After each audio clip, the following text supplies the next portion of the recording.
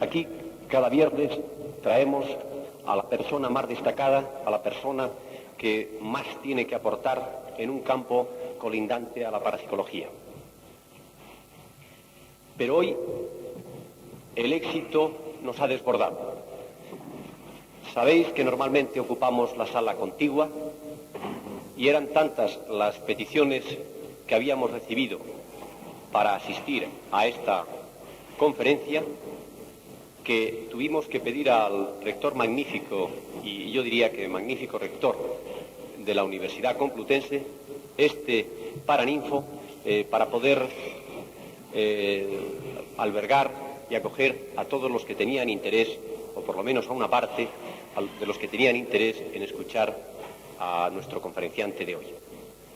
Hemos recibido infinidad de telegramas, de llamadas de personas que están fuera de Madrid, hasta incluso Su Majestad la Reina nos ha pedido una grabación de la conferencia, y porque se encuentra fuera de Madrid. Tenemos aquí delante un telegrama de don Pedro Zaragoza, que dice: no podemos asistir por imposibilidad, venidor, deseo éxito como siempre. Ya os decía que hemos tenido que pedir el Paraninfo, y hoy, entre nuestros ilustres invitados, tenemos un invitado muy especial, la infanta Margarita. A ella, señora, quiero rogar, transmita a su majestad y a sus majestades el cariño y el inmenso respeto que le profesamos los que componemos esta modesta sociedad científica de investigación del fenómeno paranormal. Ya cuando eran príncipes, tuvieron la deferencia y nos hicieron el honor de acudir a una de nuestras charlas en la Universidad Autónoma. Ese detalle constituyó para todos nosotros un gran signo de esperanza, y también creemos que unos reyes que se interesan por esta parcela de las ciencias de la psicología y de lo psíquico deben constituir forzosamente una gran esperanza para este pueblo. Por ello, os rogamos aceptéis ser mediadoras nuestras, porque si fuese así, nunca habríamos estado tan bien representados. Muchas gracias. Por otra parte, os estaba diciendo hace un momento que nos han tenido que ceder este Paraninfo, y yo creo que es muy bonito que sea precisamente el Paraninfo, al lado de ninfo, al lado de los ninfos, al lado de las ninfas, al lado de lo irreal, al lado de lo intangible. Creo que es muy adecuado para lo que vamos a tratar hoy aquí. Algunos de vosotros, los que seáis más o menos observadores, habréis comprobado que a la entrada pone entrada al Paraninfo, que es algo así como la entrada al paraíso. Es algo maravilloso verse sorprendido por ese letrero. Y es que es bastante diferente a aquel otro que puso Dante en la puerta del infierno, aquel otro que decía lasciate ogni esperanza, dejar aquí, abandonad toda esperanza. Yo creo que por el contrario, hoy, cuando salgamos de aquí, tendríamos que encontrarnos un nuevo cartel que dijese algo así como no os dejéis aquí olvidada esta nueva esperanza, porque estoy convencido de que cuando terminéis de escuchar la palabra docta del doctor y del profesor Carlos Zurita, os vais a llevar a vuestras casas una nueva esperanza, porque vais a encontraros de nuevo con el hombre, vais a encontraros de nuevo con ese psiquismo del hombre que es tan importante. Esa máquina, el hombre es esa máquina que ha previsto hasta incluso sus propios medios de autosanación, de autocuración, de autorreparación.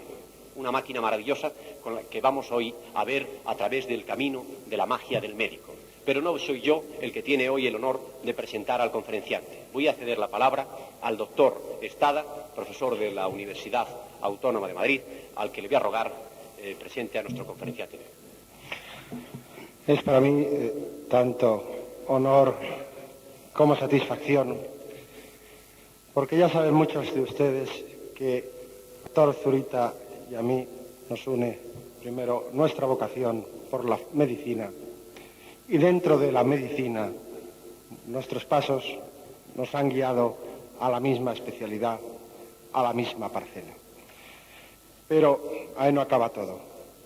Nos une una amistad de muchos años y me temo que si verdaderamente pudiese robar la atención de ustedes para presentar al doctor Zurita, el doctor Zurita no tendría tiempo para pronunciar su conferencia porque ocuparía yo todo ese tiempo y aún así me quedaría corto.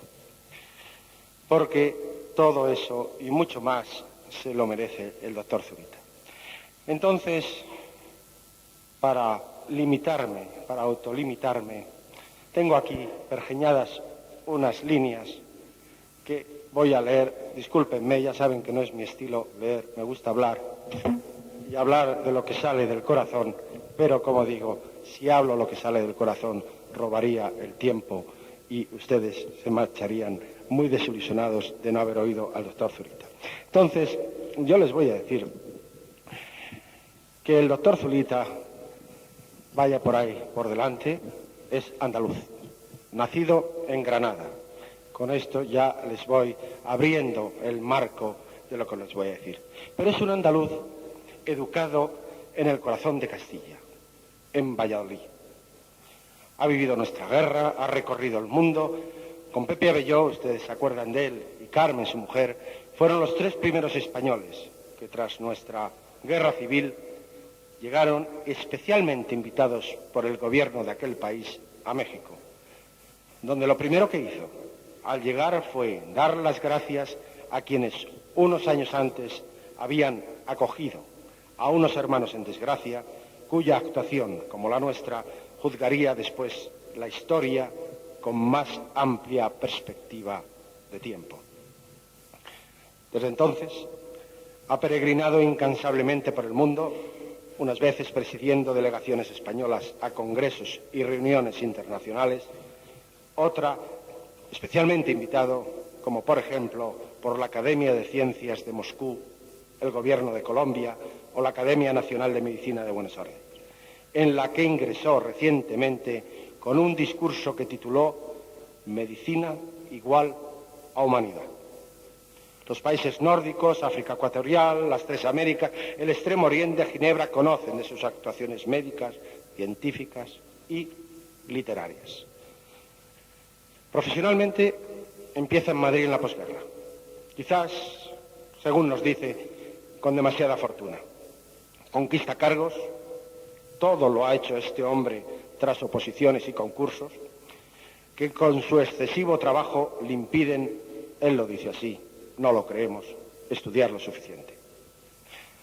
Comprende, entonces, que Madrid hay que conquistarlo desde fuera y marcha a Cabra, a Córdoba, donde dirige también por oposición, siempre lo mismo, el dispensario comarcal antituberculoso y de las enfermedades del tórax. Tuvo el raro acierto de contar con el ascenso oficial que le ingresa en la Orden Civil de Sanidad y simultáneamente con el respeto y el cariño del pueblo que le hacen luego hijo adoptivo. Desde allí y hasta estos momentos, paso a paso, escalón tras escalón, vive la medicina desde sus primeros planos hasta los más altos, pasando por los servicios centrales de la sanidad oficial, donde deja imborrables recuerdos tras una labor asombrosa que va desde la Jefatura de Epidemiología hasta la Secretaría General del Patronato Nacional Antituberculoso y de las Enfermedades del Tórax y llega a ser subdirector general de Sanidad. Actualmente es director del Hospital del Tórax Infante Don Felipe, donde imparte además la docencia, es siempre el gran maestro, el gran profesor, el gran consejo, y sigue impartiendo, como digo, esa enseñanza a los alumnos de medicina de la Universidad Complutense. Es un gran conferenciante, es un autor de múltiples trabajos de investigación, recopila, pero no solo esto, su ámbito es mucho más amplio, es un gran humanista, es un gran especialista en temas literarios. Y todo esto lo va vertiendo en múltiples escritos que llegan a sumar cientos y cientos. Pero además de esto, dirige revistas profesionales, pertenece al Consejo de Colaboración y Redacción de múltiples revistas nacionales y extranjeras. Si yo ahora les detallase tan siquiera las innumerables condecoraciones que ha recibido, de nuevo les aseguro que mi tiempo ocuparía ese gran espacio que todos queremos tener del placer de escuchar a Carlos Zurita. Baste decir que varias veces es académico en España y en otros países. 3 veces, y esto, señores, es caso único, es Boursier de la Organización Mundial de la Salud, de la que hoy es consejero. Regente para España del American College of Chest Physicians de Chicago. Presidente mundial de la Sociedad Americana de la Quimioterapia de la Tuberculosis. Vicepresidente de los antiguos alumnos de caballería. De la Sociedad Española de Médicos Escritores de Madrid. Del Comité Internacional de Hipertensión. Presidente del Comité Ejecutivo del Instituto Forlani Association de Italia. Ingresará este año en la Real Academia de Medicina de Bruselas y recibirá el título de profesor honoris causa de la más antigua universidad de la República Argentina. Y etcétera, etcétera, etcétera, muchos etcéteras podría añadir aquí. Se trata, pues, no hace falta que se lo diga, de un hombre polifacético, culto, organizador, inteligente, sensible, de una enorme simpatía, ustedes lo constatarán a continuación, de un atractivo, que diría, quizá ciñéndome al espíritu que aquí a todos nos anima, de un mágico atractivo personal, tanto personal como profesional.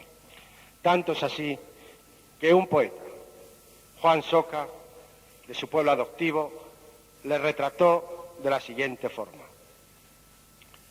Infla con gracia un pulmón, como si fuera un balón.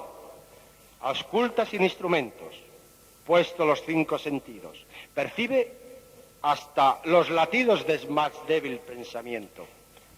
Sensible, culto y amable, de todo el mundo estimable, prescindiendo de su ciencia y de su clarividencia. Lo verán ustedes, la clarividencia. Pues bien, con ello cura, con su simpatía y con su gitanería. Y termino diciendo que solo presume de una cosa, de tener buenos amigos por todo el mundo y fuera del mundo.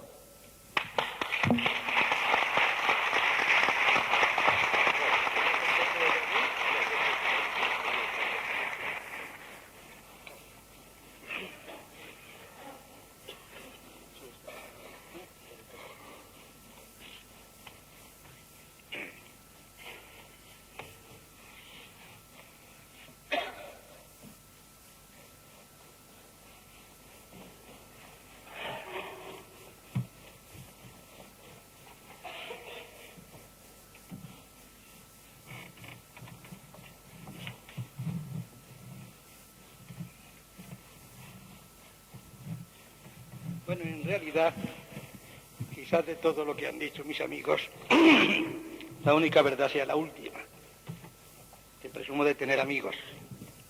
Esa es la razón de que estén ustedes aquí y esa es la razón de que ellos hayan supervalorado hiperbólicamente mis pequeñas o mis pocas cosas y me hayan traído a que yo les dicte esta conferencia.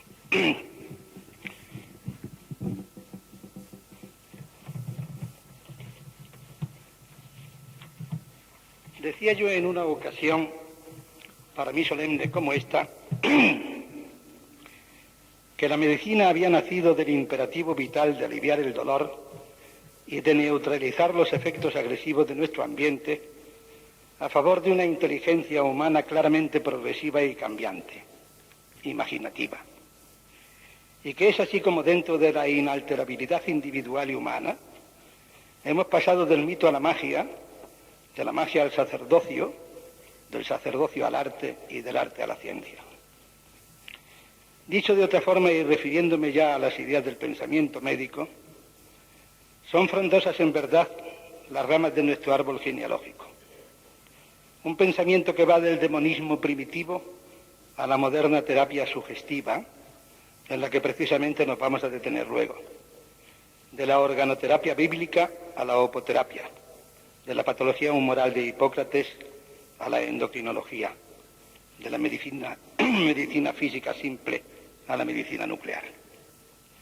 Ese gran edificio de la medicina en el que aún no hemos llegado, el tejado, intentó construirse en un principio, según Castiglioni, basando los cimientos exclusivamente sobre la lógica aristotélica, considerando que la filosofía especulativa, erigida en sistema, podía dar la solución definitiva de todos los problemas, incluso de los biológicos. Fue un error de una época ya lejana. El edificio se derrumba. Quedan solo parte de los cimientos y sobre ellos se construye otro que persiste, fundado en las investigaciones del hecho objetivamente comprobado. Su defecto, quizás la excesiva sistematización y su desarraigo de las concepciones biológicas y del pensamiento hipocrático que constituyen los orígenes y las raíces más vitales de nuestro arte, que de ninguna forma puede encerrarse herméticamente dentro de una estructura definida o encajada en ningún sistema definitivo.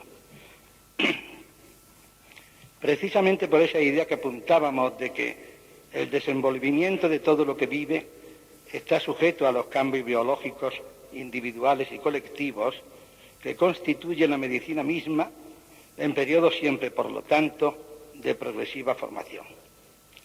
Es una idea que puede superponerse exactamente con el pensamiento mismo y la evolución del hombre médico. Se tiene un espíritu ingénito para observar los fenómenos naturales y biológicos. Cuando quieres construir tu propia personalidad médica, luego, no crees que exista otro camino que el de la lógica aristotélica pura, el de la investigación exacta, dogmática, incontrovertible. Solo más tarde te das cuenta de que hay algo más, y tu sensibilidad te lleva de nuevo al humanismo. Mis primeros escritos y publicaciones fueron de un rigorismo científico cartesiano, metódico, sin alma. El alma la he puesto luego. Y lo que hoy digo, lo que hoy pienso y lo que hoy escribo ha vuelto a buscar y a apoyarse en la humanidad, en el humanismo. Realmente el mundo no puede evitar este cambio constante. Lo inconsútil, lo inmaterial y la materia, lo hemos dicho ya también, son inseparables en el cumplimiento de esta ley inmutable, universal y eterna de la mutación, porque es ley de vida y aún más de supervivencia. Todo lo que existe es a la vez fuente de energía e incentivo para la ejecución de este cambio permanente. Las montañas tienen una edad y cada roca fue alguna vez gas o fuego. Cada pradera verde pudo antaño ser un glaciar y cada río fue nube sin duda, y con imágenes siempre diversas, cambiantes. Así creo yo que no pueden existir problemas cuya definición sea precisa y absoluta, ni sistemas en los cuales se pueda rígidamente comprender un capítulo determinado de la medicina. Y no hay tal vez ningún error que no contenga un grano de verdad, ni ninguna verdad, por luminosa y absoluta que parezca, que no contenga un granito de error. Hay dudas que llevan a dogmas e hipótesis que tal vez mañana sean verdad. Y hay que valorar con análisis severo y espíritu amplio qué parte han tenido en la formación del pensamiento médico el instinto y el temor, la esperanza y la fe. ¿Qué influencia han ejercido sobre los grandes hechos de la historia, los sucesos políticos y sociales? ¿Y en qué forma, a su vez, la medicina ha influido en determinadas intenciones de la historia, de la cultura, del arte, de la política, de la vida social. Procurar finalmente relacionar lógica y armónicamente el presente con el pasado. Esas son las líneas directivas y fundamentales según las cuales debe orientarse nuestra disciplina. Nada debe surgir inopinadamente y nada debe desaparecer de improviso. Hasta en política. Si hubo un eslogan interesante para interpretar un cambio político reciente en Portugal, fue el que decía Caetano: continuidad y renovación. Lástima que los viejos conservadores no se dejaran arrastrar un tanto por la renovación de los que tiraron hacia adelante, hasta que estos, los progresistas, tuvieron que soltar definitivamente las amarras del pasado y perder la base, el continuismo. La pena es que el médico ha ido superando estas etapas sin detenerse, recoger y mantener luego en cada una de ellas lo mejor de las anteriores. Porque curiosamente, el que ha sabido conservar algo del mito, de la magia, del sacerdocio, del arte, para unirlo y a la ciencia pura y mecanicista en que nos desenvolvemos, más que conservarlo, es que lo tiene por razón ingénita, como antes decíamos, y sabe cultivarlo luego en el desenvolvimiento de una práctica que jamás debió deshumanizarse. Creo sinceramente que esa falta de adecuación moral, espiritual o humana, sin aprovechar lo bueno o lo mejor de las civilizaciones que nos precedieron, a cuyos hombros, al fin y al cabo, caminan las actuales y marcharán las futuras. Lo mismo que la falta de una fórmula de convivencia entre los hombres, son los pecados originales de la civilización que está empezando cada día. ¿Cuáles han sido esas etapas? La medicina instintiva nace en el concepto primitivo, como decíamos antes, de aliviar el dolor o el daño con sus propias fuerzas o con la ayuda de las de los otros. Y son los animales los que nos dan el primer ejemplo, buscando instintivamente remedio a la fiebre en el baño refrigerante, o lamiendo sus heridas para mitigar el dolor, o cuando los perros andan a tres patas por dejar en reposo el hueso lesionado de la cuarta.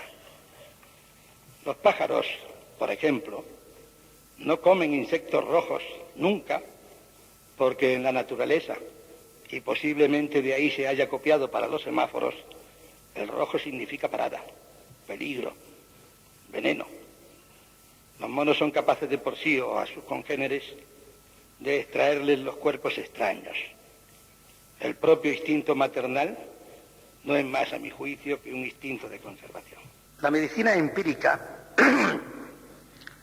es la derivada simplemente de una relación causal inmediatamente objetivable en las enfermedades dependientes de hechos exteriores. La medicina mágica empieza precisamente cuando la causa deja de ser aparente y visible y entramos en lo inconsútil, en lo misterioso, en lo inexplicable para los hombres de aquellas épocas. Nace, por lo tanto, de la medicina empírica, aceptando fuerzas sobrenaturales que pueden provenir incluso de las estrellas y ser traídas por los pájaros que vuelan libres por el aire como mensajeros de las deidades celestiales, o por la serpiente que habita en las profundidades de la tierra, portadora de la voluntad de los muertos, o procedentes del mundo infinito e inexplorado, que tiene en todas las antiguas creencias, y particularmente en la mitología médica, una parte importantísima. Por eso los primeros médicos magos observaban atentamente los astros y los fenómenos naturales e inventaron quizás la plegaria para atraerse el favor de los dioses, uniendo el ánimo de los hombres a las influencias místicas e inventando así también la primera terapia sugestiva, practicada con fórmulas y conjuros. La nuestra es una historia de supersticiones, pero también, y fundamentalmente, de misticismo y de fe, que perduran como atisbos ancestrales en los hombres de los pueblos más cultos, en los que hemos de bucear, a la vez que aplicamos la medicina nuclear o los quimioantibióticos, y que se mantiene casi invariable en nuestros días en los pueblos alejados de todo contacto con la civilización. En aquellos que viven sobre las fuerzas naturales de la naturaleza, por ejemplo, en los habitantes de las islas de la Polinesia o en desiertas regiones del África Central y de Australia, en las que no existe otra medicina que esta, la medicina mágica. La medicina de los tiempos antiquísimos fue, por lo tanto, primero esencialmente empírica. Sobre este terreno se desarrolla luego la medicina mágica, y en estrecha conexión con la observación de la naturaleza por un lado, y por el otro con las creencias mágicas, está la medicina popular, que también se mantiene en los curanderos, que hoy han sido capaces de organizar todo un congreso en Barcelona con suficiente volumen y contenido. Hay luego en los pueblos primitivos cursos y prácticas que han precedido a los descubrimientos de la medicina científica más actual.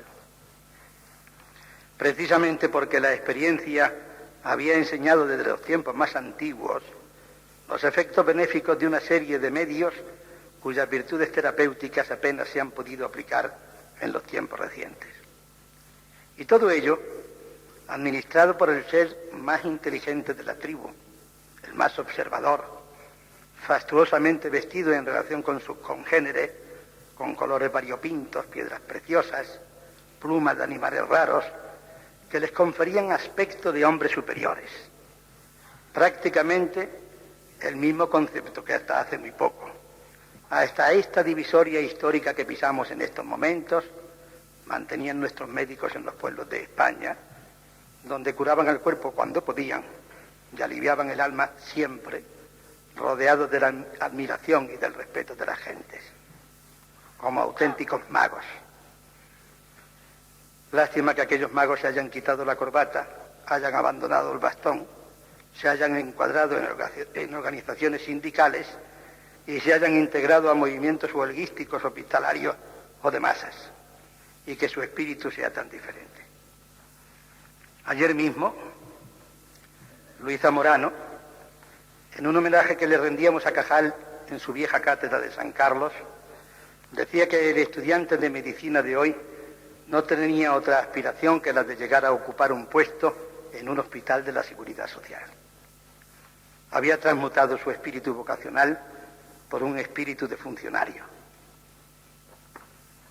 La medicina sacerdotal sucede a la mágica, aunque mantiene una íntima conexión siempre con la misma, porque ambas tienen esencialmente el mismo objetivo, es decir, a la defensa del individuo contra el mal, y porque el atributo esencial de las divinidades de todas las religiones y de todos los tiempos es el de curar. Y se nota que cuando las religiones comienzan a asumir estructuras determinadas, la medicina sale del campo libre de las primeras experiencias, del contacto cotidiano con la naturaleza, donde había iniciado los primeros pasos inseguros, y entra en los santuarios que serán por largos siglos el templo, la consulta y la escuela. Es así también como la ciencia actual, a base de mecanizarse, empieza de nuevo a perder el sentido humano y la base humanística de su acción, pasándose de rosca, deshumanizándose, a pesar de que en su larga historia ha desarrollado y profundizado su sistema en cada trance, adecuándose la conciencia individual y su trasunto sobre la conciencia colectiva, tan diferente a su vez de unas generaciones a otras, de unas a otras posibilidades políticas, económicas, sociales, en fin.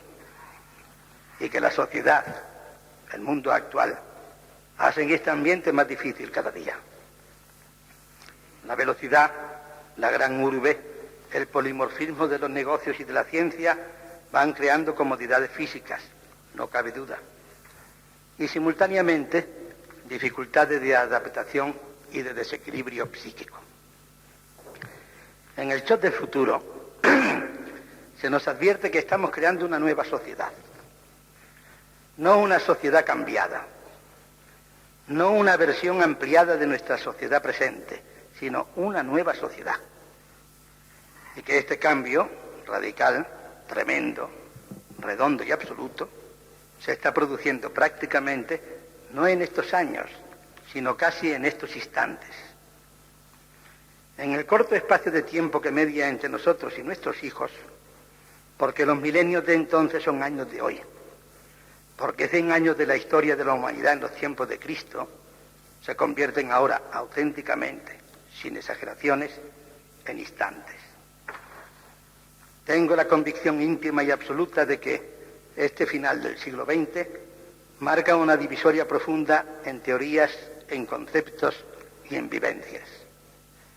Mis hijos me dicen que esto se ha creído en todos los momentos de la humanidad, que la propia humanidad de esos momentos consideró como estelares. Pero nunca ocurrió como ahora, que los estudiantes en Berlín, en México, en Nueva York, en Turín, en Tokio o en Barcelona, secuestren a sus decanos y a sus rectores, auténticamente venerados en mi generación, y paralicen las grandes maquinarias docentes e incluso amenacen, como en París, con derribar al gobierno. La policía se mantiene al margen de los guetos de Nueva York o de Washington y Chicago, mientras se vulneran descaradamente las antiguas leyes de la propiedad. Las normas sexuales saltan en pedazos. Y hoy consideramos normales los dramas familiares y sociales de nuestras ya vetustas opiniones calderonianas. Las grandes ciudades se ven paralizadas por las huelgas, las más de las veces salvajes. Las alianzas internacionales vacilan. Es una auténtica revolución que no discurre además en línea recta. Salta, gira y retrocede para seguir avanzando. La revolución además implica novedad. Y la novedad es base de la transitoriedad.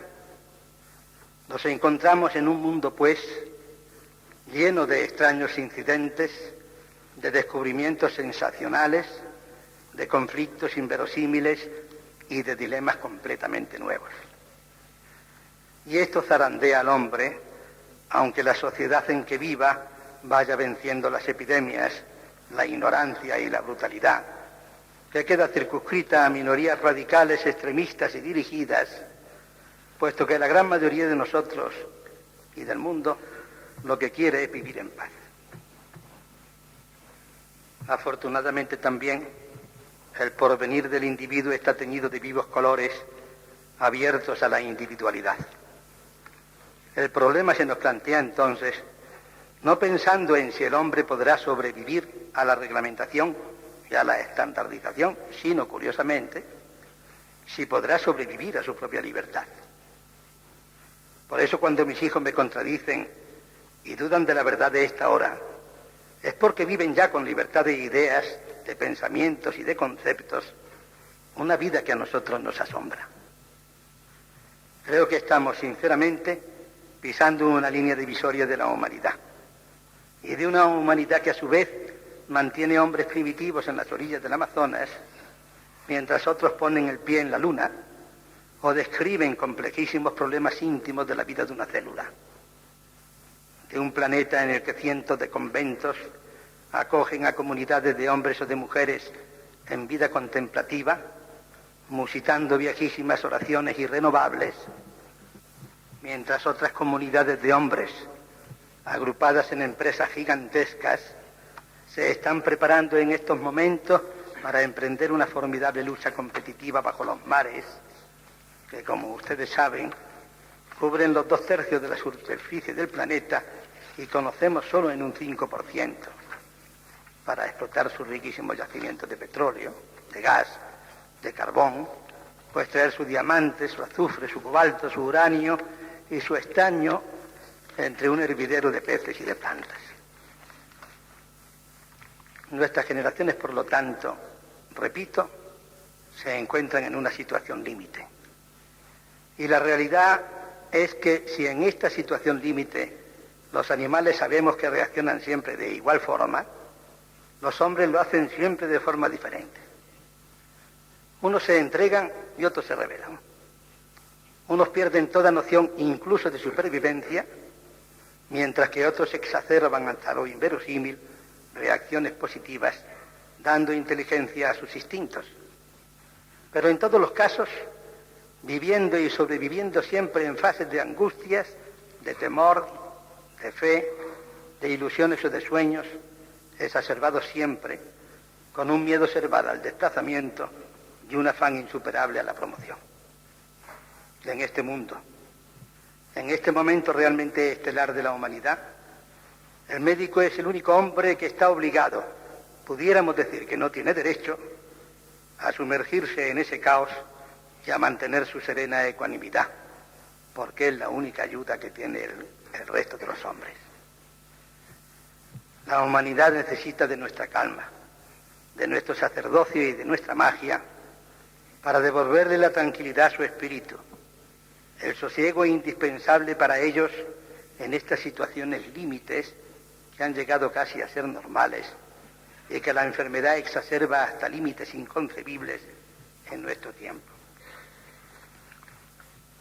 Utilicemos isótopos, desde luego, computadoras, prótesis sofisticadas o transistores de Rodríguez Delgado. Pero hagámoslo con humanidad, pensando siempre en los viejos ritos que rescataron miles de vidas en cientos y cientos de generaciones. Pensemos que independientemente de que haya servido para censar y controlar a quienes ejercen la otra medicina, alguna otra razón habrá habido para que hace solo unas semanas se haya celebrado ese congreso de curanderos en Barcelona, de que antes les hablaba, mientras a solo unos metros se operaba sobre la retina o sobre las ramas del nervio óptico con disecciones de milésimas de micra o utilizando los rayos láser y junto a las bombas de Betatrón.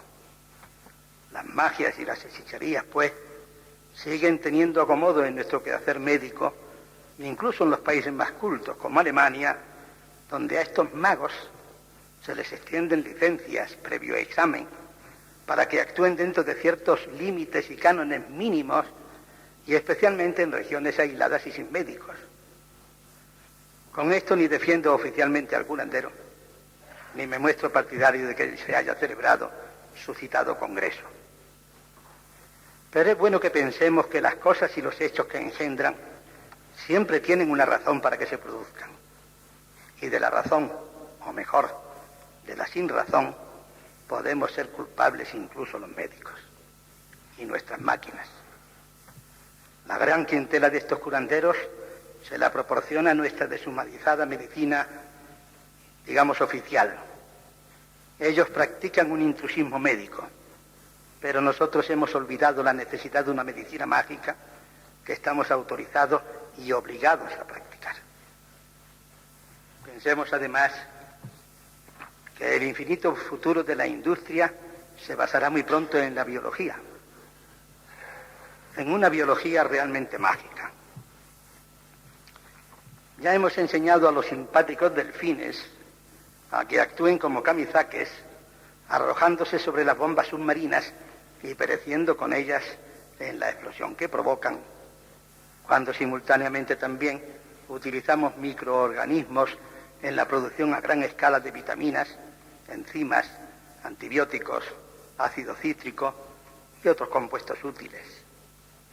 Y si sigue aumentando la presión alimenticia, en el año 2000 los biólogos crearán y criarán microorganismos para alimentar a los animales y en definitiva al hombre, y hasta construirán piezas enteras con los mismos.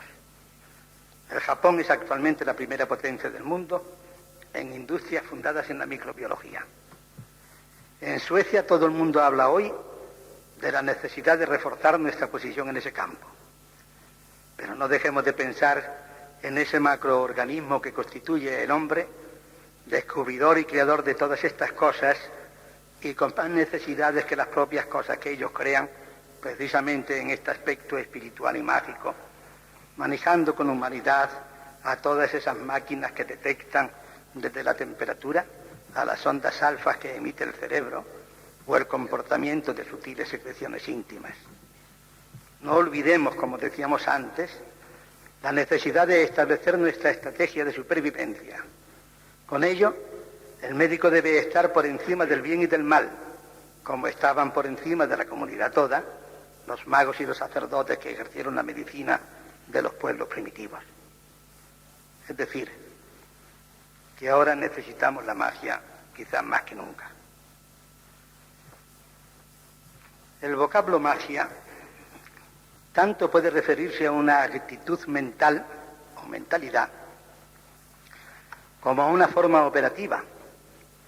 Podemos tener una mentalidad mágica sin que logremos gran cosa si no podemos o no sabemos aplicarla, o bien obrar mediante el empleo de una facultad de tipo psíquico que al no ser corriente se tenga por sobrenatural o al menos por extranatural, porque también a eso se le ha llamado magia. Entre los pueblos primitivos, la comunicación psíquica era parte integral de sus vidas, pero Martí Sauri nos recuerda que en 1959, cuando el Nautilus, primer submarino atómico, rememorando la gesta de su homónimo creado por el genio de Julio Verne, recorre los mares en inmersión continua, pasando por debajo de los hielos que cubren el Polo Norte, cada día, a la misma hora, el capitán de la nave abre la puerta de un camarote del cual solo él tiene la llave. ¿Quién es ese pasajero misterioso? Solamente al final del viaje se divulga que era un receptor telepático y que las experiencias realizadas han sido satisfactorias en casi el 90%. El porqué de esta prueba es tan sencillo como increíble. Según esta experiencia demuestra, mediante la telepatía, es posible comunicarse con un sumergible en inmersión a muchas millas de distancia. Estas experiencias culminan más recientemente en el Apolo 13, en el que también se realizan con éxito transmisiones telepáticas. Y hoy se lleva adelante un procedimiento ultrasecreto, en el que ya se han invertido más de 100 millones de dólares con la colaboración de sabios occidentales, lamas tibetanos, faquires hindúes, magos africanos, etcétera, etcétera, sobre cuyo resultado las autoridades estatales rusas, especialmente las militares, han empezado a demostrar un interés fuera de lo corriente que les lleva a considerar como un problema muy serio los fenómenos parapsicológicos. Esto, señores, no es un cuento, es una cosa muy seria, que ha llegado a implicarse en el programa espacial americano y preocupa a los ejércitos de las naciones más poderosas y ha sido tema de intervenciones en congresos como el de la Federación Internacional de Astronáutica últimamente. Yo, sin embargo, no quiero aprovechar para esta charla ante ustedes la evidente existencia de una percepción extrasensorial, como tampoco pretendo comparar a un brujo de una tribu amazónica con un técnico de nuestra civilización, aunque ambos tengan el mismo fin, que es el de dominar la fuerza de la naturaleza.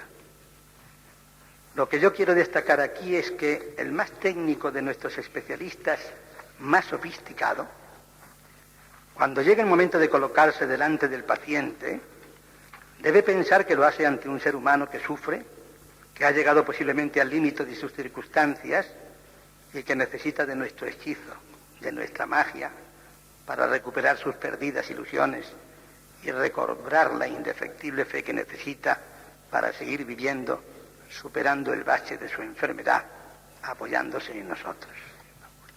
Y nosotros, los médicos, tendremos que echar mano de todas las posibilidades existentes, incluso parapsicológicas, si ustedes quieren, puesto que al fin y al cabo la actividad científica de esta ciencia se manifiesta en dos formas.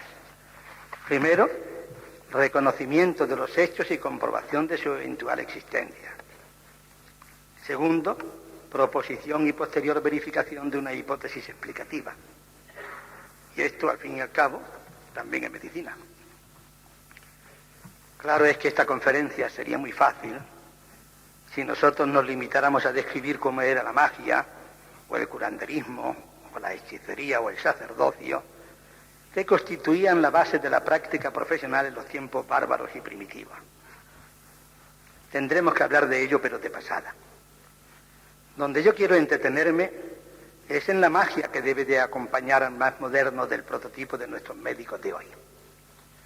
En cierta ocasión, Cortés Cabanillas me pedía que yo describiera a Marañón como médico. Y yo decía más o menos que era un hombre que había sabido aunar en su ejercicio y en su práctica profesional su humanidad, su humanismo, que son cosas distintas, su ciencia y su magia. Algo que a mí me gustaría también que pudieran decir de mí algún día. A través de los tiempos se ha especulado mucho en que la magia se asienta en el miedo, en un sentimiento de angustia o de temor, cuando en realidad el miedo ni es originario en el hombre, sino derivado, ni es capaz de tener ninguna creatividad.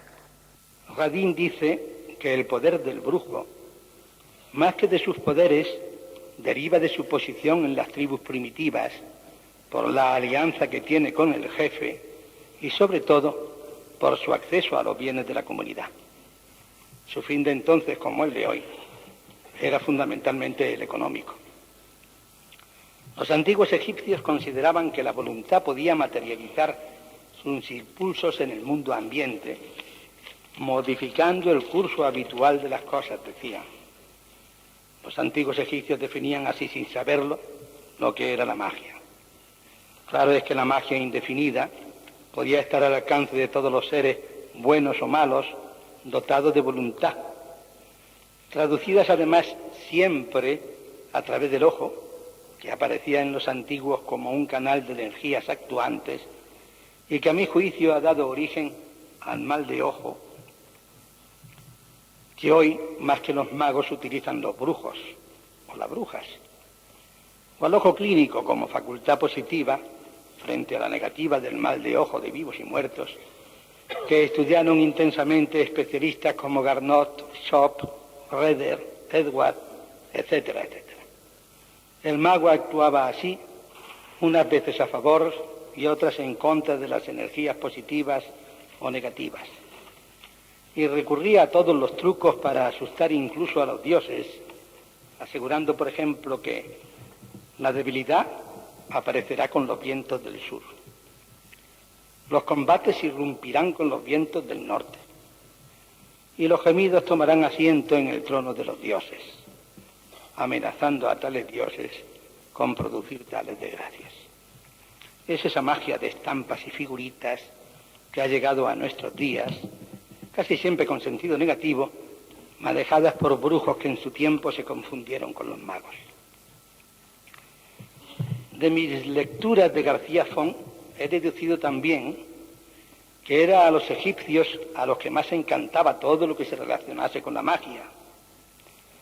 Había incluso una magia popular y una magia oficial, cuya finalidad consistía en proteger al país y al soberano respectivamente de las acechanzas del enemigo.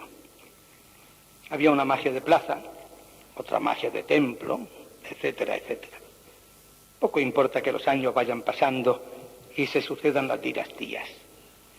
La figura del mago seduce siempre y persiste. Incluso la divertida y aleccionadora historia del aprendiz de brujo se remonta a través de Luciano a una antigua conseja egipcia. Los faraones eran los primeros fans de los magos a los que consultaban, y como pasa siempre, a los indígenas se les creía y se les pagaba menos que a los extranjeros, altivos, altaneros, orgullosos, seguros de su poder.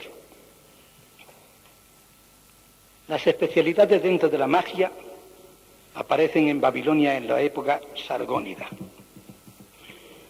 En el menester mágico, el primer especialista era un adivino que leía el curso de los acontecimientos para devenir oportunamente acerca de los males que podían aproximarse. Luego intervenía el exorcista o Namburubú, que es el que nos libra del presagio. Pero, si el campo de protección del Namburubú no era suficiente, venía el sacerdote y era el que canalizaba o desviaba el mal hacia otro lugar, derivación que a veces iba hacia la copa de líquido, que se rompía en el momento de recibir el mal influjo.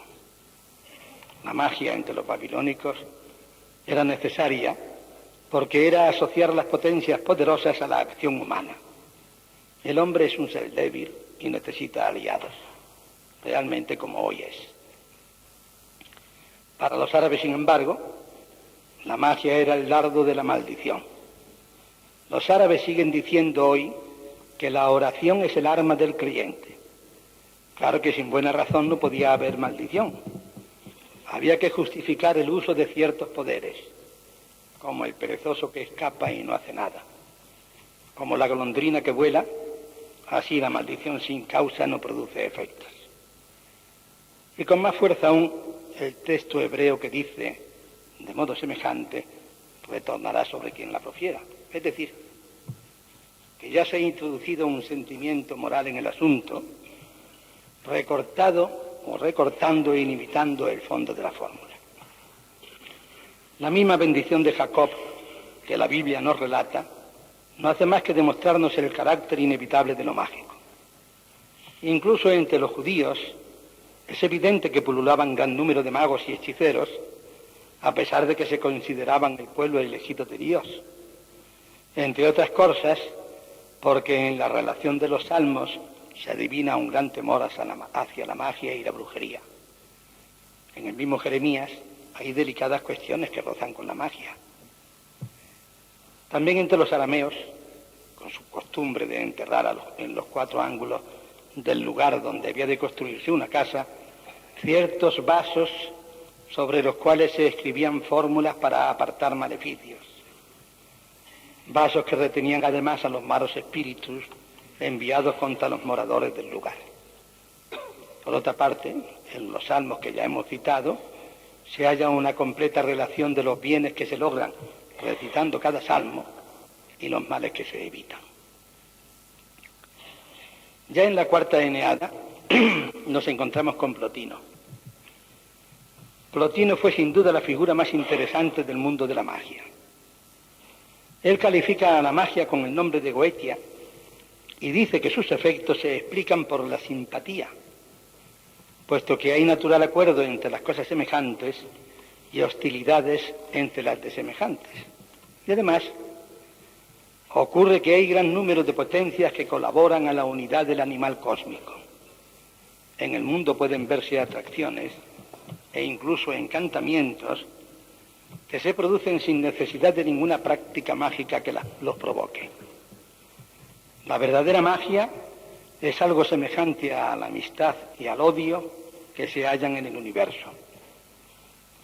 De ese modo se explica, por ejemplo, que pueda existir una magia del amor. Consistirá simplemente en activar tendencias latentes. Es lo que hoy llamamos ligar. Reconozcamos que la inclinación hacia los objetos del mundo eterno es ya una especie de magia. La admiración o interés que experimentamos por una persona es magia o es mágica porque hay en todo ello un verdadero encanto. Como hemos de reconocer también que el sortilegio nace siempre de la atracción que se experimenta por lo sensible. Encanto, como parte integrante de un conjunto de fenómenos imposibles de sistematizar y que pueden aparecer en distintos periodos en áreas culturales muy diversas y expresando impulsos diferentes hasta alcanzar el calificativo de magia o la cualidad mágica. En nuestra historia, después de Plotino, aparece un poco más adelante en el tiempo un tal Juliano, hijo de un filósofo caldeo que escribió una obra sobre los demonios titulada precisamente Teúrgica, de donde vino la expresión teurgia, tan difundida luego, y de esa expresión la de los teólogos, es decir, casi como hoy también, personajes que hablaban con los dioses, o que al menos interpretaban de algún modo sus mensajes. La novedad de Juliano es que, más que invocar o hablar con ellos, actuaba sobre los mismos. Más tarde Juliano construía o creaba a sus dioses y luego los ligaba a una estatua.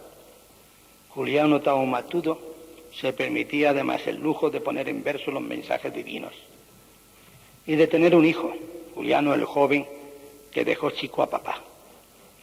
Entre los dos inventaron precisamente el hipnotismo, haciendo que el alma de una persona se ausentase del cuerpo durante cierto tiempo y luego retornara a él.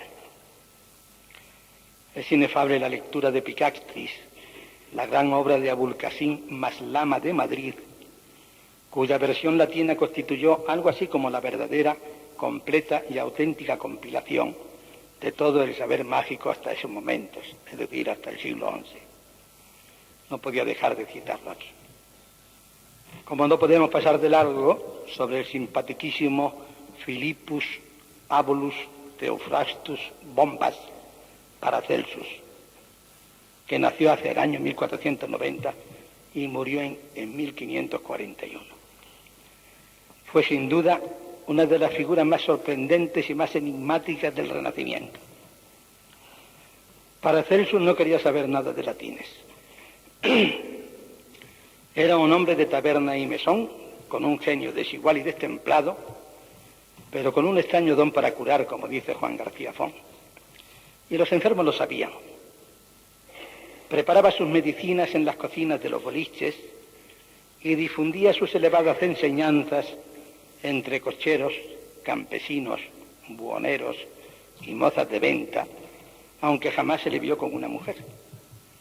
Un auténtico alquimista, en busca siempre de la piedra filosofal, ya que no supo ganar dinero con sus enfermos porque jamás se asoció con esos médicos que andaban envueltos en seda y terciopelos con anillos de oro en cada dedo.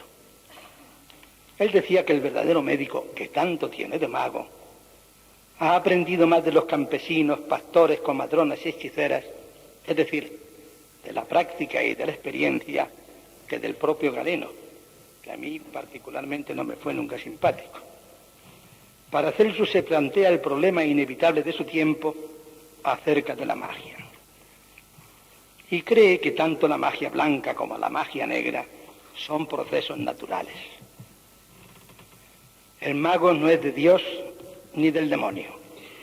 El mago pertenece a la naturaleza. El caso es que, borrachín impenitente, charlatán extravagante, establece sin embargo con absoluta seguridad las bases de la medicina química. Funda la medicina del trabajo en su obra sobre las enfermedades de los mineros. Redacta un verdadero catálogo de ginecología que constituye una verdadera audacia y elabora una concepción de la enfermedad psíquica de una modernidad sorprendente. Son obras, efectivamente, de un mago, de un alquimista, de un iluminado que quizás está buscando nuevas sendas para la salud del alma y del cuerpo. Él nos dice sutilmente que hay una notable diferencia entre imaginación y fantasía, y que la palabra imaginación lleva ya dentro la palabra magia, y por eso es la facultad mágica que da realidad a las imágenes. Fue, por supuesto, todo lo contrario de Francis Bacon, siempre tan circunspecto y tan escéptico al enfrentarse con el problema, aunque terminara por aceptar la magia natural y descubrir la magia supersticiosa. Y recordemos, en fin, la magia en Hegel, ese gran pensador e idealista que distingue la magia directa de la magia indirecta. Y en la de Schopenhauer, el filósofo del pesimismo, quizás porque dedicado en un principio a la vida de los negocios, fracasó después como profesor universitario, precisamente en una época en que Hegel deslumbraba a la juventud. Esta coincidencia de convivencia generacional es una desgracia para algunos que hemos seguido viviendo hoy. Para él, la voluntad es la fuerza primordial que se manifiesta en todos los fenómenos de la naturaleza. Esa voluntad inconsciente, universal, aparece también en el interior del hombre, y por eso el filósofo alemán admite la posibilidad de la magia como un modo de conectar con la voluntad cósmica. Ahora bien, ¿qué hay de realidad, de verdad, en todo esto de la magia? ¿Qué podemos aprovechar de tantas ideas y teorías? A mi juicio, mucho. Es natural que todas las acciones de este pequeño mundo de la magia tuvieran más fuerza en el hombre primitivo, condicionado por un ambiente hostil, adaptado a sus posibilidades vitales. Pero es indudable que a lo largo de la línea de la evolución del hombre en nuestro ambiente civilizado, ciertas aptitudes de acción y funciones perceptivas se hayan conservado. Volviendo a la Unión Soviética, más de 20 laboratorios de parapsicología se ocupan en la posible aplicación de tales fenómenos a las tareas espaciales del futuro, invirtiendo sumas anuales de muchos millones de rublos. Todos tenemos además ejemplos claros de su gestión en nuestra vida profesional. Yo recordaba recientemente en una entrevista radiofónica de aquel enfermo de asma bronquial consecutiva a los pelos de las crines de los caballos y a las pezuñas en general de los equinos, que, perfectamente tratado y curado, un día estuvo a punto de morir de un intensísimo ataque de asma en un cine donde se representaba una carga de caballería. Recordemos también que cuando Máximo Gorki le renegaba a Lenin en una de sus cartas de aquellos fisiólogos alemanes y franceses que solo veían pulmones sobre piernas, Lenin mismo le contestaba animándole a que buscase un médico lleno de espíritu, aunque el espíritu fuese burgués, pero que le comprendiese y le tratase humanamente. Como ustedes saben, yo he tratado muchos miles de tuberculosos y siempre tuve presente aquella frase de Höller cuando advertía: lo que le ocurre a un tuberculoso depende más de lo que lleva en la cabeza que de lo que lleva en el tórax. Un enfermo de un pueblo próximo a Cabra, donde yo ejercí durante muchos años al frente de un dispensario antituberculoso y de las enfermedades del tórax, fue tratado por mí con la mejor fortuna de un viejo proceso asmático por una bronquitis intrínseca bacteriana de coetiología ambiental. Era tal la inusitada fe de aquel enfermo tenía en nosotros, que bastó que un día le dijeran que yo estaba muy lejos, en Norteamérica, para que entrara en un auténtico estado asmático, injustificado y absolutamente rebelde a cuantos tratamientos perfectamente indicados le fueron llevados a efecto por los colegas de su localidad. Él supo que yo regresaba un día X. En el aeropuerto de Madrid me esperaba su coche, que no obstante su potencia, tardó mucho más tiempo en llevarme desde Madrid a la provincia cordobesa de lo que había tardado el avión en llegar desde Nueva York a Madrid. Pero el caso es que yo llegué lo antes posible. Me senté a los pies de la cama del enfermo. Le pregunté simplemente qué le pasaba y por qué había entrado en aquella fase. Penosamente, anhelante, casi sin poder respirar en un principio, el enfermo me fue contando su proceso y sus vicisitudes. Yo le contestaba y simultáneamente le iba explicando que no había ninguna razón para que continuara su disnea, su asma. Y efectivamente, media hora después, el problema había desaparecido y el enfermo respiraba normal y tranquilamente. Yo no había hecho más que tomarle el pulso, cogerle una mano entre las mías y hablar con él. De los 5 elementos naturales, el fuego, el agua, la dieta, los fármacos y la palabra fue suficiente. Y la magia con ella, para él, de mi presencia. Es evidente, pues, la sugestión. Yo he creído siempre en la magia de Marañón y de tantos otros menos conocidos. La gente busca además esa confianza, esa fe, incluso en el curandero, por ejemplo, cuando la ha perdido en el médico, que no supo captársela en su actuación. Una vez me escribió un poeta: quiero un médico amigo, no me gusta la ciencia, no me vale solo el consejo desprovisto de amor. Repelo las sentencias de un doctor endiosado, prefiero el humanismo, no me sirve el honor. Quiero a quien me comprenda como yo he comprendido, quiero que el mundo atienda a quien vive el dolor. No quiero que defienda mi dolor un sapiente, porque no calmará la sed en que me apago. El poeta era un hombre y un hombre enfermo, defraudado de muchas máquinas electrónicas, de muchos servicios supertecnificados, y de muchos técnicos con solo el título de doctor en medicina, solo el título. Recordemos que cuando un estudiante pidió a Sydenham que le recomendase el mejor libro para entrenarse en la práctica de la medicina, Sydenham replicó: leed el Quijote. Es decir, estudiar la vida misma, la vida con su humor y su melancolía, la vida lírica, sentimental, poética y mágica que vivió Don Quijote, y la vida orgánica, pragmática, volitiva de instintos y plena de gramática parda de Sancho Panza.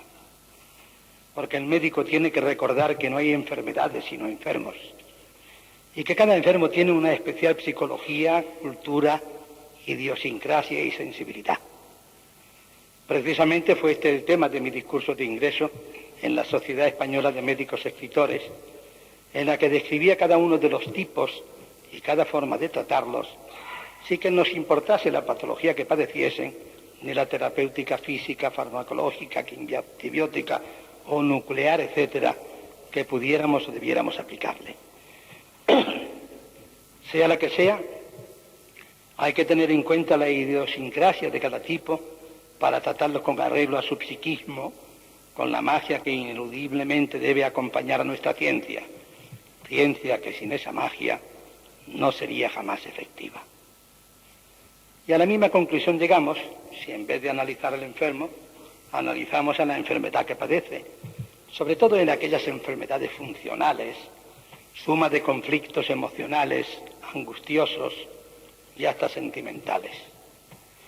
Yo conozco especialmente las cardíacas, o más exactamente, las neurosis cardíacas, que fueron muy bien estudiadas entre nosotros por José Luis Álvarez Sala, y anteriormente, en 1700 y pico, por Da Costa.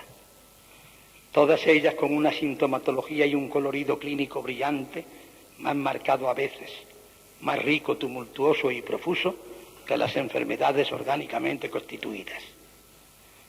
Son casos que superan a la patología del órgano para constituirse en un proceso que afecta a toda la personalidad del individuo. Al fin y al cabo, el corazón es el órgano central del reflejo para las emociones. La continua remembranza lírica y poética tiene también un fundamento médico. Sus crisis y sus intercrisis están unidas muchas veces a su temperamento. El primer amor, con toda la pureza diáfana y sin límites que escapa a borbotones del alma de un niño, constituyendo una auténtica enfermedad sentimental, se suele centrar en la monja o la maestra que le da clase, aunque pasando el tiempo se den cuenta de que no encajaban precisamente en ningún canon de belleza, o en la idealizada niña bonita de su colegio, casi siempre de clases superiores a la suya. A todos nos ha pasado un poco, sin que pudiéramos explicarnos nunca cómo aquellos médicos en los que todos los de la casa tenían depositada su confianza, no llegaran a intuir siquiera que no era aceite de hígado de bacalao ni aceite de ricino lo que necesitábamos en aquella época de aceites. No comprendíamos cómo aquel sabio no era capaz de catalogar aquellas tristezas, aquel estado anímico, sentimentalmente tumultuoso, y a nuestro juicio obligadamente objetivable, por quien debía saberlo todo de nuestro cuerpo y de nuestra alma. Y teníamos razón, indudablemente que la teníamos. Pensemos que hasta hace muy poco tiempo, en realidad, la medicina fue simplemente una anécdota, un hallazgo arqueológico, una sombra, que durante mucho tiempo y en remotas civilizaciones de asirios, caldeos, egipcios, no hubo nada en materia de medicina que fuera considerado como un hecho natural. En aquellas épocas, el enfermo era solo un hombre invadido, poseído por los espíritus. Y aquel hombre se sentaba en la plaza pública y cada viandante le daba su consejo, el conjuro, el amuleto o la plegaria, hasta que el mal espíritu abandonaba el cuerpo del poseído. Solo entonces podía actuar la medicina, reducida más o menos al opio, la cicuta o el aceite de ricino, enlazando con nuestra historia, con nuestra medicina tan rabiosamente actual. En su patología psicosomática, nuestro querido colega el profesor Rojas Carballo nos recuerda que la consideración deshumanizada y fría de los problemas médicos tiene en su haber logros tan extraordinarios como la desaparición de las epidemias, la profilaxis infantil o la medicina social, pero jamás podrá desplazar la necesidad del hombre enfermo de ser atendido como personalidad individualísima, incomparable a ninguna otra, con su peculiaridad biográfica e irreductible a casos o clasificaciones. Y recuerda a Barde cuando decía que la ciencia y los métodos científicos pueden proporcionar algo tan útil y confortable como liberar de la infección, conseguir una buena nutrición, aliviar el dolor y prolongar la vida, pero no puede controlar el terror o la vergüenza o el pesar. No pueden establecer objetivos en la vida de seres humanos, tanto si son normales como si sufren. Ni pueden inspirar la fe, la esperanza, el amor, la ecuanimidad u otros valores que hacen la vida digna de vivirse. El internista puede limitarse a ser un científico solo en tanto su enfermedad tiene anomalías anatómicas o químicas, susceptibles de tratamiento por procedimientos determinadamente específicos. Yo creo que ni aún así. Y a la misma hora se recoge aquella frase de Sócrates: en un aspecto están más avanzados los bárbaros tracios sobre la civilización griega, en saber que el cuerpo no puede ser curado sin curar el alma. Tal es la razón por la que los médicos de la Hélade desconocen la cura de muchas enfermedades, porque ignoran al hombre como un todo. No creo, en fin, que tenga que extenderme y recordar la unidad psicofísica del hombre en el interaccionismo, el paralelismo psicofísico, la solución organimística o los sistemas conceptuales tan universalmente aceptados y admitidos, o sobre la teoría de la configuración o Gestalt, recogida o aceptada también por Rojas Carballo. Todos recordamos las espectaculares y taumatúrgicas curaciones conseguidas por el doctor Asuero, a mi juicio un hombre de buena fe, que creyó sinceramente en la magia de su toque en las terminaciones del trigémino. Un toque mágico, sin duda. Magia sobre la persona, sobre la muchedumbre, aún más fácil, que le situaron en el candelero universal. Marañón decía: la magia esta vez se revistió con su ropaje más brillante, y una vez más, etc. ¿Y quién puede negar la magia de aquellas curaciones? Sin que nos metamos en lo que luego les ocurría a aquellos enfermos, como no podemos negar la magia del yoga, de los faquires o del lamaísmo. Yo creo que todos, o casi todos, hemos leído La incógnita del hombre de Alexis Carrel. Nos conviene recordar ahora la filosofía de las cosas que él nos dice en su obra. Ante las victorias intelectuales que se han traducido en bienestar y confort, los valores morales han perdido terreno. La razón ha barrido las creencias religiosas. Hoy solo tiene importancia el conocimiento de las leyes naturales y del poder que nos han dado este conocimiento sobre el mundo material y sobre los seres humanos. Los bancos, las universidades, los laboratorios, las facultades de medicina, los hospitales, mientras nosotros desde luego solo lo de la seguridad social, se han embellecido igual que los templos griegos, las catedrales góticas y los palacios papales. Y la medicina, digo yo, no necesita de tantos mármoles ni tantas bellezas, o al menos ni esas bellezas ni esos mármoles engendran de por sí la buena medicina. Sigamos recordándole. No existe la más ligera duda de que las ciencias de la mecánica, la física, la electrónica, la química, etcétera, etcétera, son incapaces de proporcionarnos la inteligencia, la moral, la disciplina, la salud, el equilibrio nervioso, la seguridad y la paz. Nuestra curiosidad debe desviarse pues de la senda actual y tomar otra dirección. Debe abandonar lo físico y lo fisiológico para seguir lo mental y lo espiritual. Yo creo que no hay que abandonar lo uno para decidirse por lo otro. Pero lo que sí hay que hacer es aunarlo sin soslayar, olvidar o despreciar la una por la otra rama. No olvidemos que el cuerpo humano es una heterogeneidad anatómica y una homogeneidad fisiológica. Actúa como si fuera simple, pero nos muestra una estructura asombrosamente compleja. Esta antítesis la crea nuestra mente, que se deleita representándose al hombre como si estuviera constituido de un modo semejante a una de las máquinas que él construye, primariamente compleja y secundariamente simple, cuando en realidad él es primariamente simple, puesto que nace de una sola célula, y secundariamente complejo. Por eso, cuando nosotros tratamos a un enfermo, a cualquier enfermo, tenemos que ser a la vez realistas y nominalistas. Hay que abarcar simultáneamente los fenómenos de los órganos y de la conciencia, y entrar en cada individuo de un modo diferente. Nuestro acierto depende no solo de nuestra sabiduría psique, de nuestra capacidad para distinguir las características que hacen de cada ser humano un individuo diferente.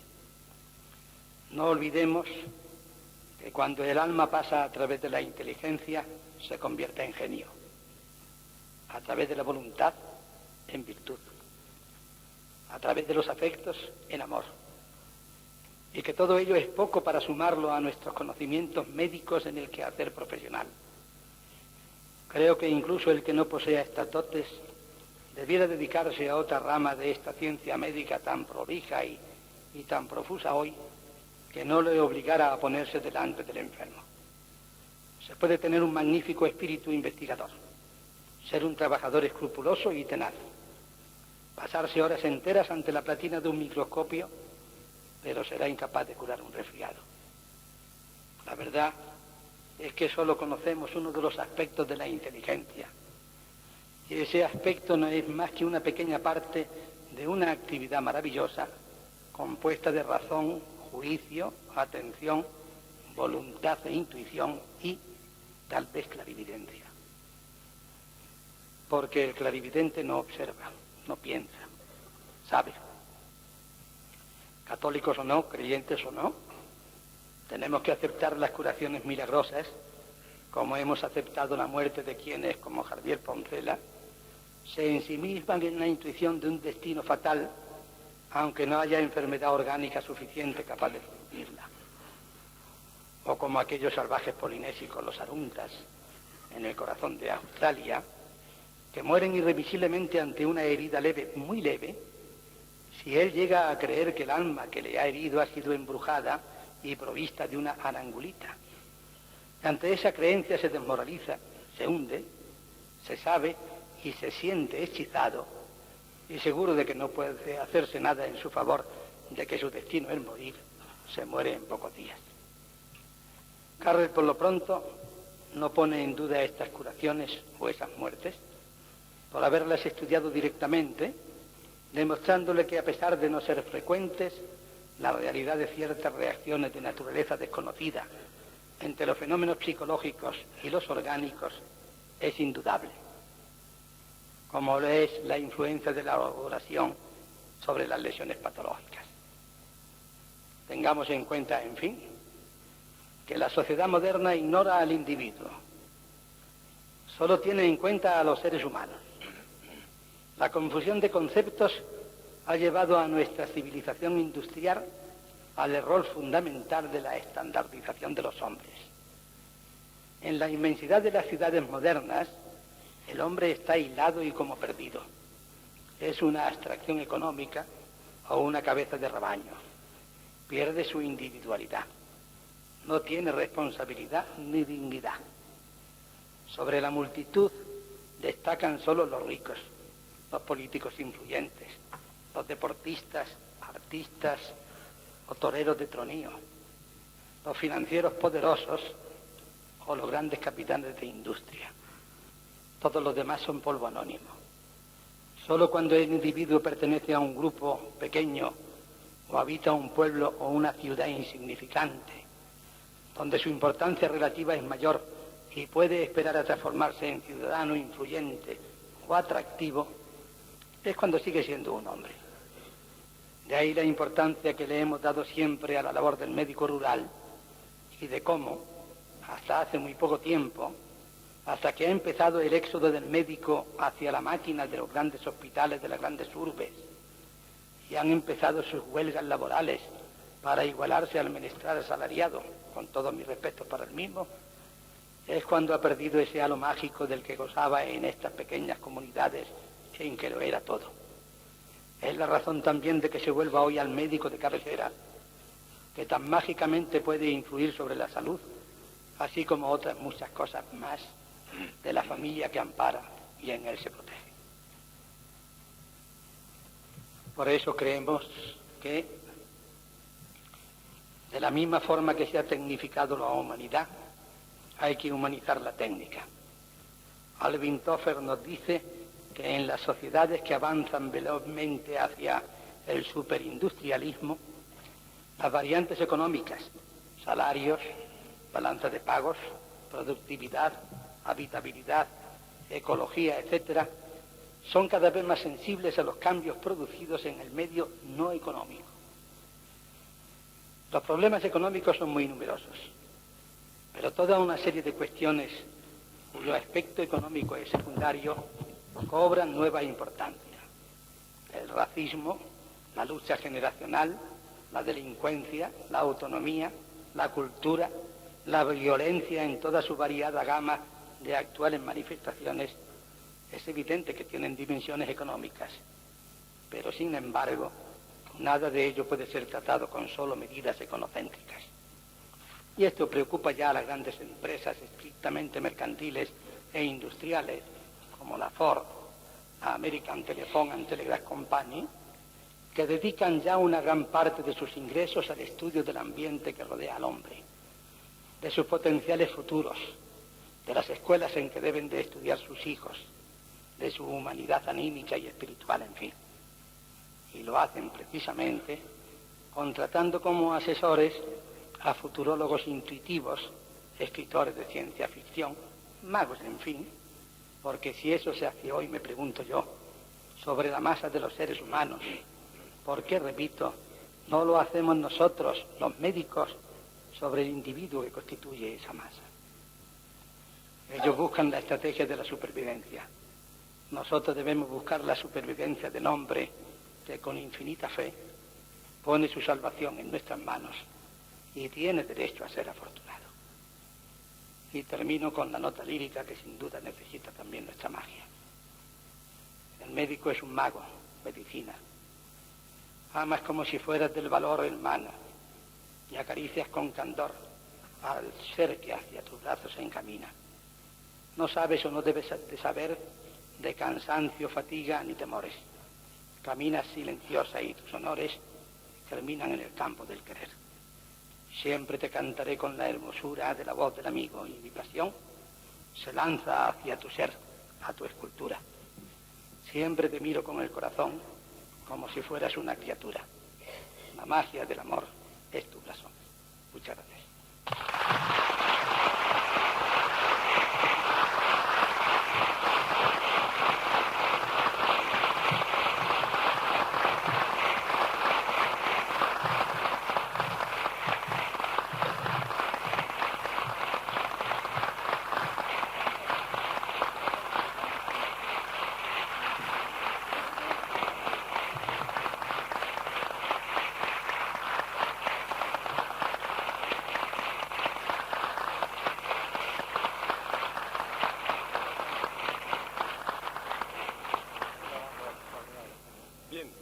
Queridos amigos, muchas gracias, querido Carlos, por tus palabras. No es por hacer un chiste fácil, pero creo que la magia de tu palabra, y ahí están esos aplausos que lo ratifican, nos ha dejado a todos encantados. Vamos a iniciar un breve coloquio, y para los que sean nuevos en estas conferencias, simplemente voy a decir cuáles son las reglas del juego. Primero, hay una intervención obligada, que es la de Sesma, que da un poco siempre el contrapunto esotérico. Es la única intervención fuera de norma. Pueden hacer una pregunta o puede hacer cualquier tipo de comentario sobre la conferencia.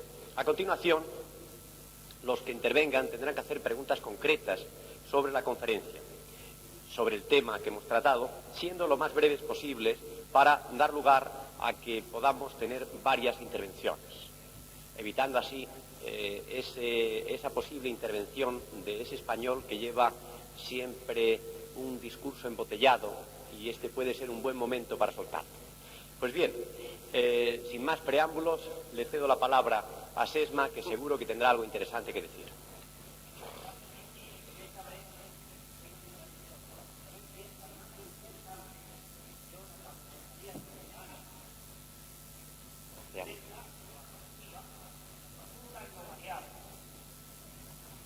Excepcionalmente se subirá también al púlpito porque empieza muy bien. Repito, Por favor. digo que esta vez va a ser muy difícil que yo siga mi trayectoria de poner puntos o hacer un poquito de pimienta en la cuestión. La conferencia la calificaría yo, aparte de lo interesante que hemos visto todos, de oceánica. Toca tantas cosas interesantes y tan importantes, ya la medicina es lo más importante en realidad del universo, y para mí todavía más, quizás, la magia. Ahora bien, vienen los puntitos. La magia del médico, en un principio, por todo lo que ha dicho de, por ejemplo, de Teofrasto, Bombastus y de toda la historia, parece que le concede una gran importancia, pero luego, al explicar el gran influjo del lazo psíquico, personal, íntimo, de carácter más bien sugestivo, yo encuentro un poco de limitación en la cuestión mágica. Estoy de acuerdo que vivimos un momento sobre el año 2000 en que hay un conflicto que yo diría que es el conflicto entre el pensamiento burocrático, eminentemente lógico, estrechamente lógico, cartesiano, y el pensamiento mágico, eminentemente libre. Sería muy bonito que el médico fuera simultáneamente ambas cosas. Un poco de esto se está haciendo en China con los médicos descalzos, en realidad curanderos, acupuntura, hierbas y otros procedimientos raros, y los médicos de tipo occidental. Pero a mí me parece que esto va a ser muy difícil. Yo estoy totalmente convencido que las teorías de la verdadera magia, las influencias de poderes desconocidos, se le llamen demonios, se le llamen lo que quieran, son reales. La humanidad los ha apartado por miedo, porque se ha refugiado en el cuadrado de su rutina, porque su mecanicismo y su vida se ha decidido así, pero ahí están dispuestos a actuar y creo además a vitalizarnos. Si el mundo sigue en la línea que va, de tipo burocrático, de tipo mecanicista, de tipo rutina, de tipo muerto, sin elasticidad, en que todo es memoria, en que todo es repetición, en que todo van a ser computadores, creo que el alma se muere definitivamente. Por eso, estas tendencias más o menos equivocadas de los hippies, de los movimientos de contracultura, aunque están errados en muchísimas cuestiones, representan una última esperanza. Yo quisiera que el mundo pasara a esa posición, por lo menos de un equilibrio, en que haya dos alas. El ala irracional, que nunca será totalmente explicada, el ala de lo misterioso, de lo milagroso, el ala mágica y el ala lógica. Y si hay un médico capaz de ser ambas cosas, será maravilloso. Y si no, que como se está haciendo en China, uno haga lo que dijo Cristo, dad al César lo que es del César y a Dios lo que es de Dios. Muchas gracias, Esma. Muchas gracias.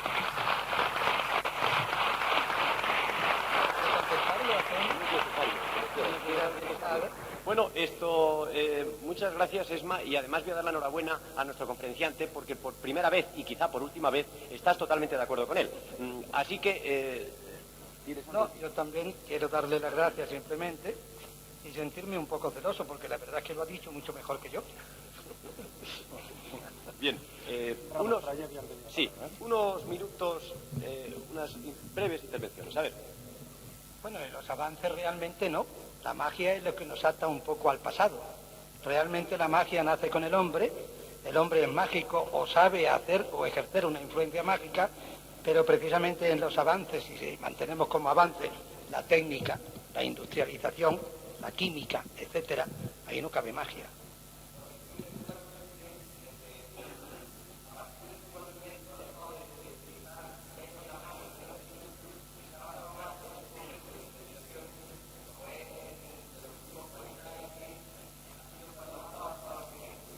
No cabe duda, sin discusión.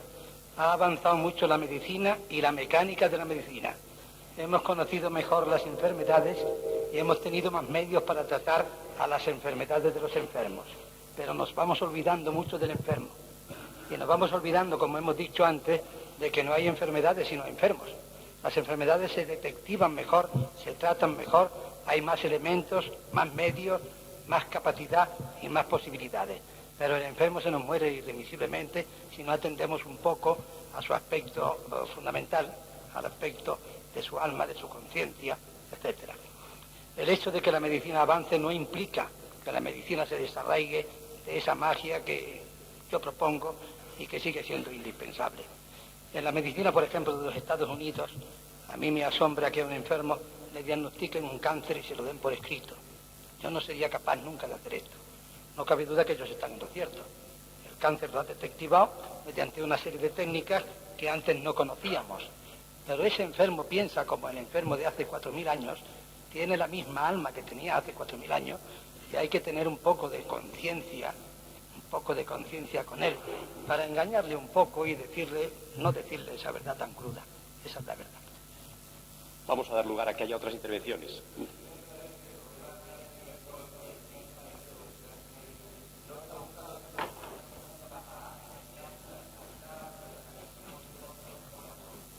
Bueno, ese es el defecto, claro. Ese es el problema. Ese es el problema. Hay otra intervención. Y allí también hay otra intervención. Sí.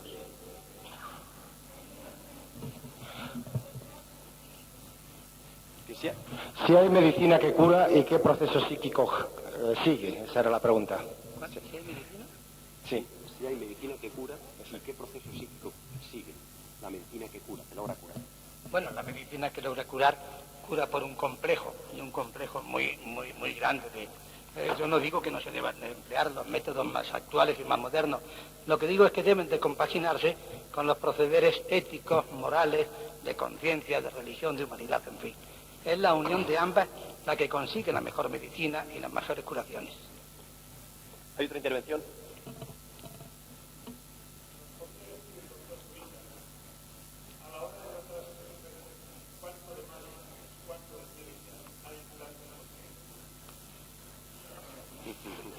Es posible que debiera haber de magia un 5% y de ciencia un 95%. Yo, sinceramente, modestamente, creo que pongo un 95% de magia y un 5% de conocimientos.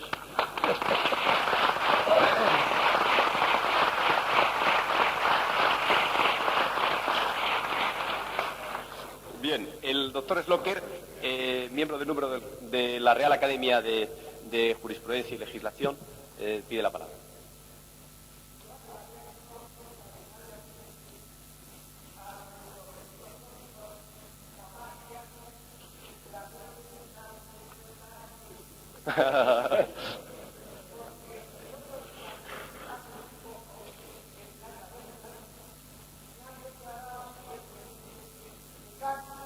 Hombre, enhorabuena.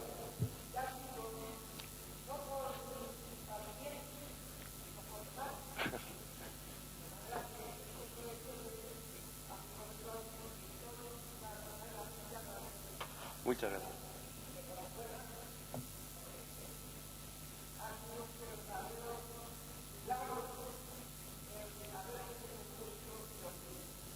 Muchas gracias. Muchísimas gracias.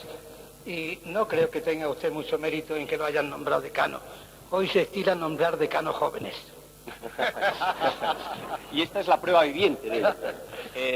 Virginia Ramos, una norteamericana afincada en España.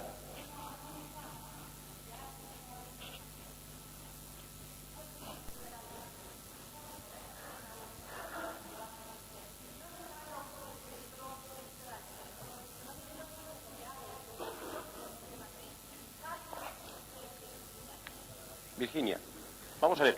Te voy a contar una anécdota y yo voy a aprovechar para contarla a todos y perdona que me anticipe a tu respuesta. Voy a contar una anécdota que cuenta el doctor Ronsard de París, que fue a saludar en Estados Unidos a un colega suyo, a un compañero de estudios, y fue a saludarlo a un sitio donde ponía diagnosticador, no ponía médico, ponía diagnosticador. Fue a saludarlo y la enfermera creyó que era un paciente, porque simplemente dijo, vengo a ver al doctor Ronsard, y no dijo que era un colega suyo. Le hizo pasar a una sala, le hizo rellenar un largo cuestionario. Ya el doctor empezó a preocuparse de los trámites burocráticos que eran necesarios para ver a un amigo, pero más adelante, cuando empezaron a hacerle análisis de orina, de sangre, ya se dio cuenta de que le estaban confundiendo con un enfermo, y él siguió un poco aquel equívoco.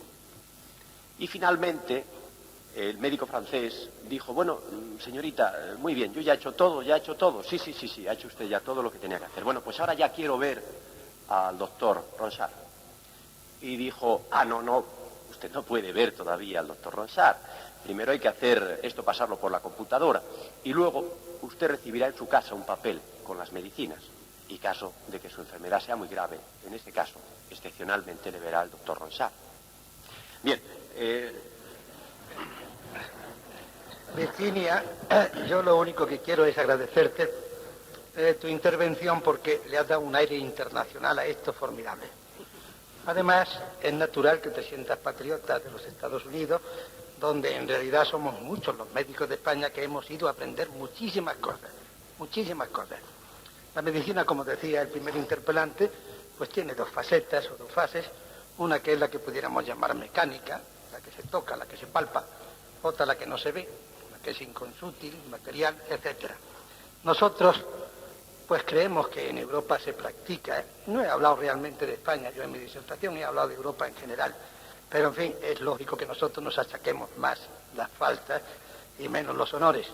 Pero yo creo que aquí nosotros suplimos precisamente toda esa sabiduría enorme que tienen los norteamericanos, con sus grandes equipos, con sus grandes dotaciones, etcétera, con un poco de empirismo, con un poco de sabiduría, de sagacidad.